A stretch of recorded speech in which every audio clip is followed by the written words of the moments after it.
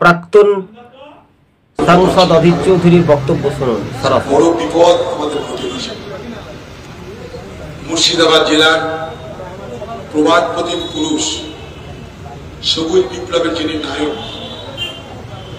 আলহাজ আব্দুল সত্তারের সুসন্তান, লালগোলার দীর্ঘদিনের জনপ্রতিনিধি, কখনো তিনি মন্ত্রীপদ অলঙ্কৃত করেছেন, সেই আবু হেনা সাহেব আজ আমাদের মধ্যে নেই।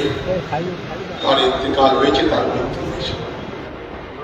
এবং আপনারা জানেন যে প্রাক্তন কংগ্রেসের মন্ত্রী আবু হেনা সাহেব তিনি অর্থাৎ গতকালকে রাত্রিবেলায় তিনি তার মৃত্যুবরণ করেন এবং মুর্শিদাবাদের একটা ভয়ঙ্কর ক্ষতি হয়ে গেল কংগ্রেস শিবিরে।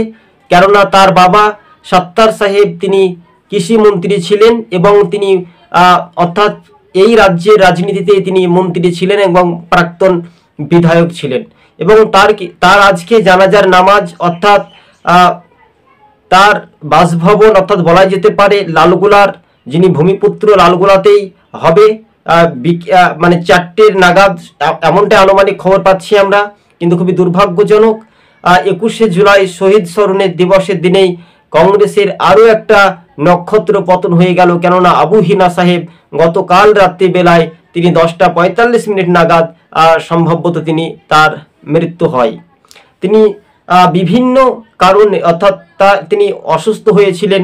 সেদিন থেকে তিনি অধীর রঞ্জন চৌধুরী যখন যান দেখতে, আবার মনে হয় তিনি লড়াই করে এই মুর্শিদাবাদের মাটিতে তিনি ফিরে আসবেন।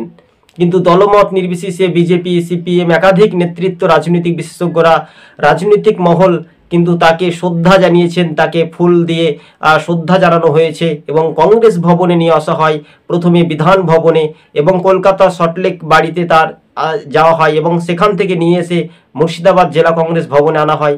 তারপরে রীতিমতো আপনারা জানেন যে সরাসরি জেলা কংগ্রেস ভবনে আনা হয় এবং রীতিমতো এবং বিকেল 4টা 4:30 নাগাদ তার জানাজার নামাজ অর্থাৎ সেখানেই শেষ মানে মাটি দেওয়া হবে, এমনটাই খবর। কিন্তু সবুজবঙ্গ নিউজ চ্যানেলটি ভালো লাগলে দর্শক বন্ধুগণ সাবস্ক্রাইব করে সঙ্গে থাকবেন, পাশে থাকবেন।